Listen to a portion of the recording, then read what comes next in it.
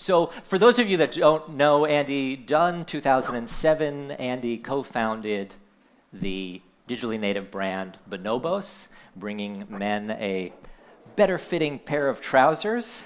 And he was really a revolutionary and a pioneer and really coined the term digitally native vertical brand.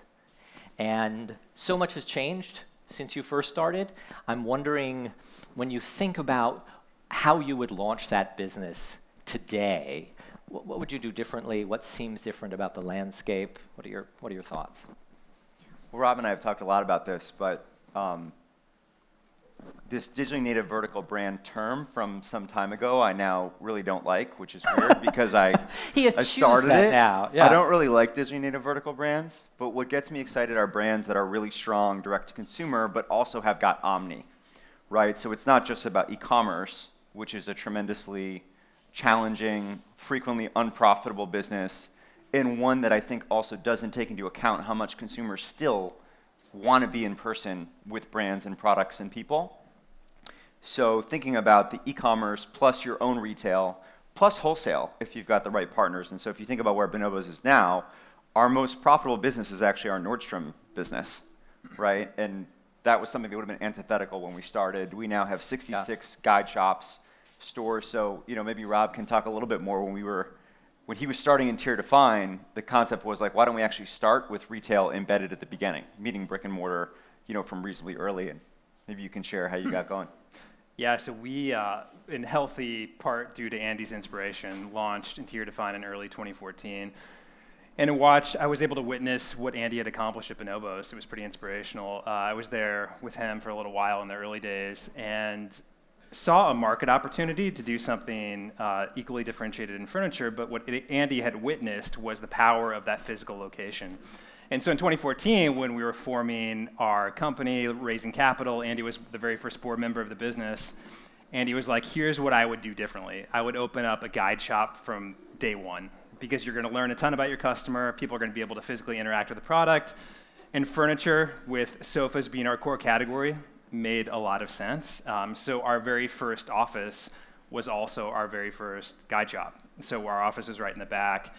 And it was a powerful combination to be able to kind of hear how people are talking about your brand and to tweak your approach almost in real time. And that was certainly a learning from Bonobos. But I think that, to Andy's point on digitally native vertical brands, it's changed so much in the last 5 years. And we talked about this briefly, Dennis, but I think what we did in the early days was definitely innovative, but it was inspired by Andy and Bonobos. Now, a few years later, it feels like that toolkit is almost the new table stakes. If you're launching a direct-to-consumer brand, you almost need to think through that secondary channel from day one.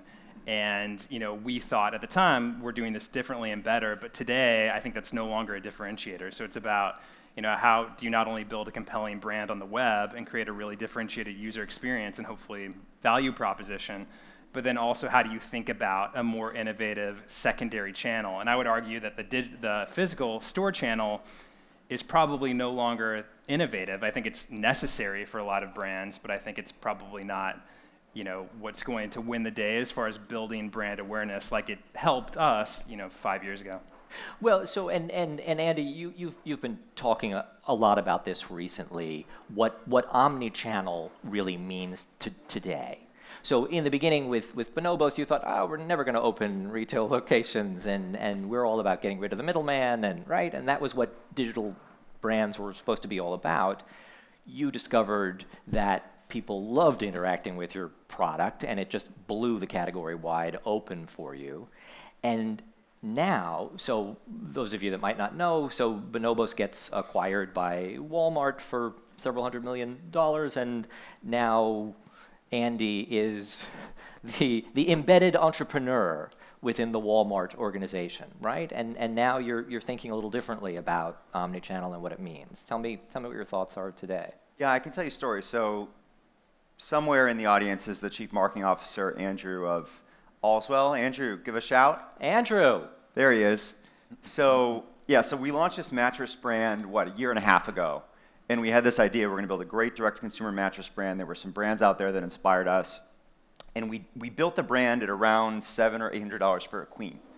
And we put it on the site. We were convinced, we've got heyneedle.com, we've got walmart.com, we've got all these channels. People are going to love this mattress brand. We launched it, and absolutely nobody cared, right? Like, nobody cares about your brand, and it turns out that's true whether you work at a large enterprise or not. So we had this moment being like, well, what's Walmart about? We want to offer amazing accessibility in terms of pricing in a way that's transformative compared to the competition. So we were sitting in a room. I was with my boss, Mark Laurie, and he said, well, what could we do here? And said, all right, the price point that would be aspirational for a lot of Walmart store consumers, but that would be really disruptive to the traditional direct-to-consumer shopper would be something like in the 300 zone.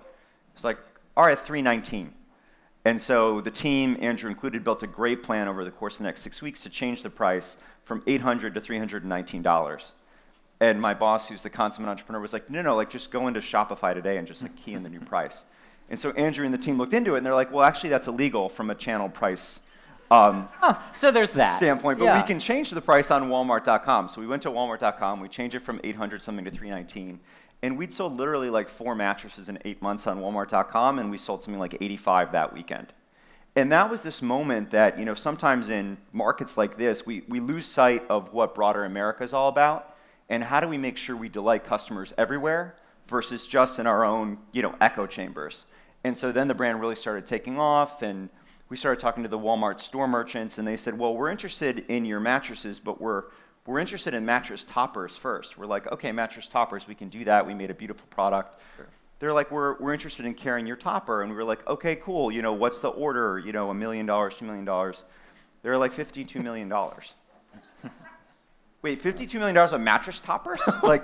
And that was the beginning of this realization that we need to actually build beautiful direct-to-consumer brands that are going to be accessible to a much wider ecosystem of American shoppers. And so that's our new direction, is figuring out how we build great brands that serve a much bigger customer base. So Rob, you and I were talking earlier. There's so many digital brands that are jumping into the pool, right? It seems like it's much easier to enter this space for a host of different reasons, but a lot of the playbook that you used in 2014 when you were launching wouldn't really work in the same way today, in part because it's become such a crowded space. Tell me what you think has changed and what people should be thinking differently about today. Yeah, I think the landscape, it's in one part very exciting that there are so many digitally native brands just flooding every different category of consumer right now. And I think the good part is that it's great for consumers. It's good for entrepreneurs or would-be entrepreneurs. I think the challenge for people who are launching a new brand is that what worked 5 years ago is not going to work in the same way. And I think we're now seeing a bit of a convergence with digitally native vertical brands when it comes to not only value proposition, but also aesthetic of the brand and user experience on the website. And so I think it makes it that much more challenging for both new companies, new enterprises, as well as consumers to really cut through the noise, because there's so many different options. And it's great in a lot of ways because it makes competition is always good. But on the same hand, I think the risk is there's a little bit of consumer fatigue when they see a shoe brand that looks like the disruptive toothbrush brand that looks like the bedding brand in a lot of ways. So I think the winner is going to create, of all these different categories, is going to create a really differentiated user experience. And I think you're seeing that now with the brands that are really popping their heads above the crowd because they're doing something that is not out of the kind of playbook. And they're either launching a service that's really relevant to their brand, or they're launching in an adjacent category and marketing it in a really differentiated way. But I think brands to succeed going forward, because of all this noise and all this activity, are going to have to be much more creative about how they launch. And so in the early days, we followed a very similar Bonobos playbook because I'd seen it closely. And so we really focused on editorial PR and trying to deliver the best possible customer experience we could in terms of customer service and the website experience. But over time, those have become table stakes, I would say, for every consumer brand. So now it's, what is the next avenue to really draw attention? And so I think every brand's kind of struggling with that, because when you also think about all of these brands essentially talking to the same consumer. I mean, it might not be the exact same audience, but very similar audiences attracted to digitally native vertical brands. And so everybody's competing for eyeballs. So if you have a similar looking brand, a similar looking value proposition, and you're targeting the same customer, I think what we're seeing is increased customer acquisition costs, particularly in like the well-known channels, like the Facebooks and the Instagrams of the world. So I think that has all changed. That's all going to influence how people build brands going forward. I think an advantage we had 5 years ago that Andy didn't have was Instagram, which he's pointed out was not really a channel in 2007, which it was just starting to be a real marketing channel in 2014. And then now technology has changed for e-commerce websites even pretty dramatically since 2014, I would say. So. Yeah, I mean, Andy, you point to Shopify and right as just being a game changer in so many ways. Yeah, we vaporized a lot of capital on this concept of like build your own tech capability. And we've seen that with a lot of retail companies where people like get confused and think they're tech companies. And you bring in some like Silicon Valley venture capital and it's like, we're really going to change the world with technology. And then at some moment you're like, actually shit, we just got to sell a lot of pants, right? And so yeah. I wish going back that a tool like Shopify had been available because we probably tricked ourselves into thinking we were going to do something super innovative with technology, and it turns out like just having great, fast, basic e-commerce, would have been nice to have a tool like Shopify to do that.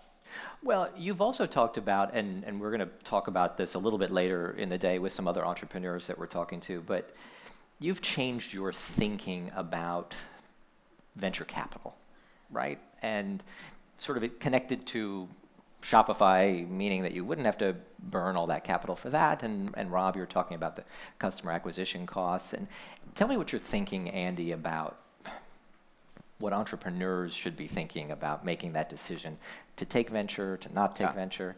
Well, it's been fun being on the other side of the table now, looking at companies that are looking to be acquired.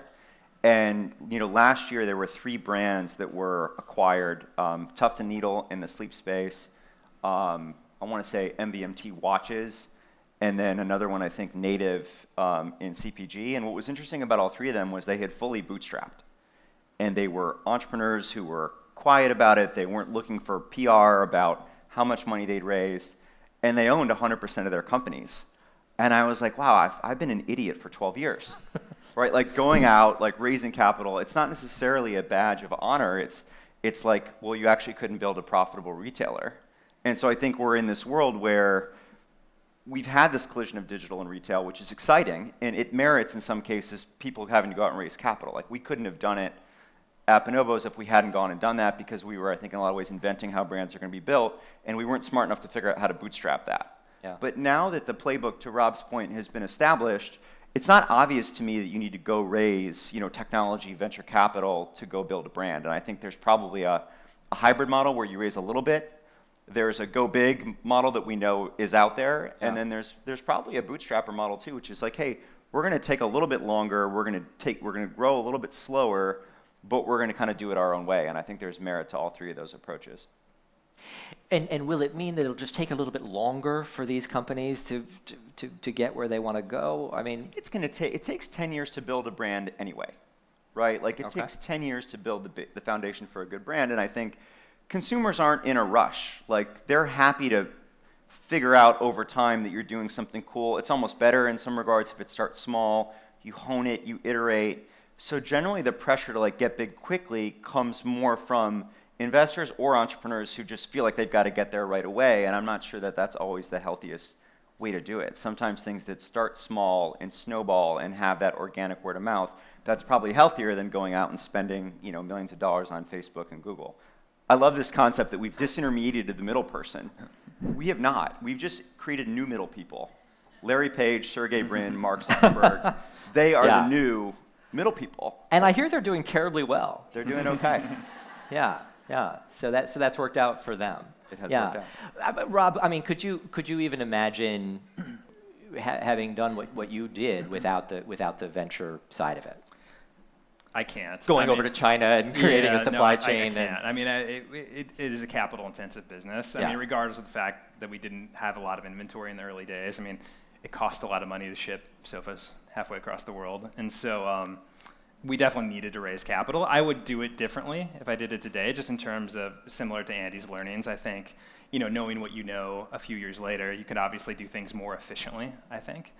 But So what I couldn't have specifically done it would you without do the capital. differently? I mean, what would the guide shops be different? I mean, tell me what, when you think about, because I mean, you've had success and you've had some really great partnerships. Your new partnership with Jason Wu is really impressive and looks like he really pulled your product forward even further. Yeah, no, it's been super exciting. The collaborations in general have been a great brand building technique for us, and just really great partnerships. But you know, I think we experimented in different channels that didn't pan out for us. I think that we know a lot more about what creative and what messaging resonates with our customer, and some of that you can't establish until you've spent some money. Unfortunately, sometimes you got to spend a lot of money to figure that out. Yeah. But you know, I'd like to say like I would have loved to bootstrap the business. I couldn't have done it in our category with Interior Define.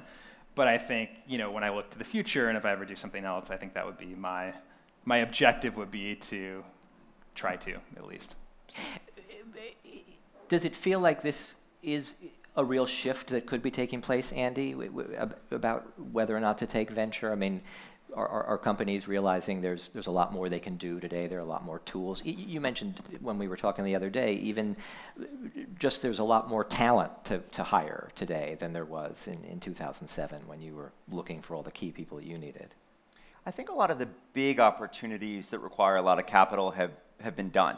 Right. And I think what's exciting now is there's so many other pockets where you could build a great business, but it's not necessarily going to be, you know, I need $100 million to go do this. And I think we're now at that next phase where I think there is an opportunity to take your time, leverage the tools that are out there, you know, focus on earned media, focus on Instagram, focus on editorial PR, focus on things that you only get coming your way if you're doing something amazing and it looks beautiful and all that, and just skip the game, right? Skip this whole, like everyone talks about, like, we need a digital marketing strategy. Like, digital marketing is so hard and expensive. There is merit to saying our digital marketing strategy is that people are going to like our Instagram a lot because it looks awesome, right? And let's just skip the 20-person team and the $1 million a month budget and all that.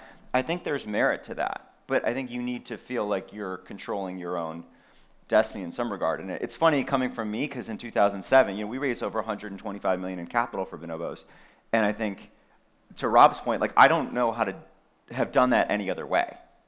But fast forward to 2019, and I feel like, well, let's take advantage of what we learned over the last 12 years across the whole ecosystem, and let's do things more smartly where we can.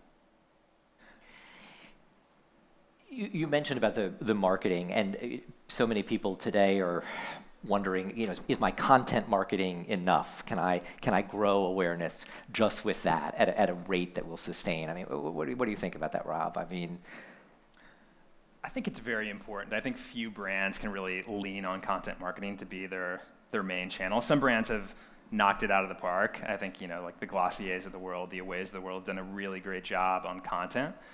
But I think, you know, that's part of the marketing mix for most other brands, unless you just have a really unique approach and just a really phenomenal, differentiated, you know, content production team. So, you know, I think it should be part of the toolkit. It's got to be today, but I don't think you can rely on it in its entirety. I do agree with Andy, though, with the performance marketing.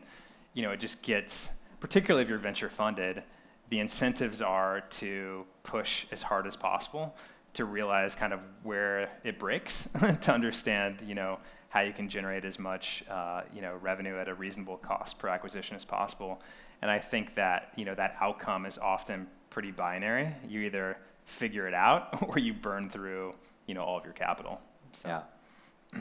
So now you're on the other side, Andy, as you were saying. Now you're looking at possibly buying all of these companies, and what do you see going on out there? What's interesting to you now that you are in this different perch?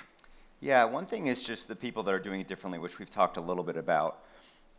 I think the other thing is how few brands actually make money, right? And I think it's interesting. We're in the midst of an era where economy's good, right? I can remember Bonobos 2008, Lehman Brothers had just crashed. I walked into a Bank of America on Fifth Avenue with $500,000 of money from angel investors who wanted to put more money into Bonobos because there weren't great places to put money into, you know, public companies. And I walked up and like, there was no one there, and went to deposit money when people were saying there was going to be like a run on the banks. And the teller just goes, what do you do? I was like, I sell pants on the internet. Yes. And we're like depositing money that day. And I think we're in the middle of an era where a lot of entrepreneurs who built things, they were maybe in college or in high school when this happened. And so we've had, 10-year market that's been really good. We've got companies that are mark to market, in many cases well above where their IPOs actually pan out. Yeah. I don't know if you've read the WeWork S1. It's a good time. It's unbelievable. It's a good time. They've brought their value down by half now as they're getting ready to come. So I think we're in an era where, there's a lot of money out on the craps table and like the music's about to stop. Yeah. And I think what people have, and myself included, don't appreciate is like you got to make money at some point, particularly in retail. You might be able to get away with it for a period of time in software or other industries. Exactly. But retail, you got to eventually. And so they are out there. Get in the black. Yeah, I really admire the entrepreneurs that have figured out, and they're out there, that figured out, we're going to actually just make money, and I think we have to, whether it's venture-backed or not, whether you raise outside capital or not, get back to kind of like the old school of turning a profit. You think that'll become a priority again, actually becoming profitable? I'm already seeing it. I'm already seeing it as a priority among certain entrepreneurs. Okay. I am nervous for people that feel like this is just going to keep going the way that it has been, because, never in human history does it keep going the way that it has been. Yeah, and it doesn't end well. We literally have just a few minutes, and I don't want to deprive the audience of getting to ask a question or two if they have them. So let me see if there is a show of hands. Does someone have a question that they'd like to ask Andy or Rob? And microphones will be brought to you. Otherwise, I'll bring you the mic. Exactly. You get to spend time with Sophie. But if not, then, Jamie Drake has a question. Okay. So how do you possibly just decide on one day that $800 is too much and we're going to price it $319? Did you change the merchandise? Did you change the manufacturing? We didn't. You know what it was, I mean, this is a little arcane, but you have a margin that you think about, right? But then, particularly with digital businesses, there's a marketing spend that you're spending.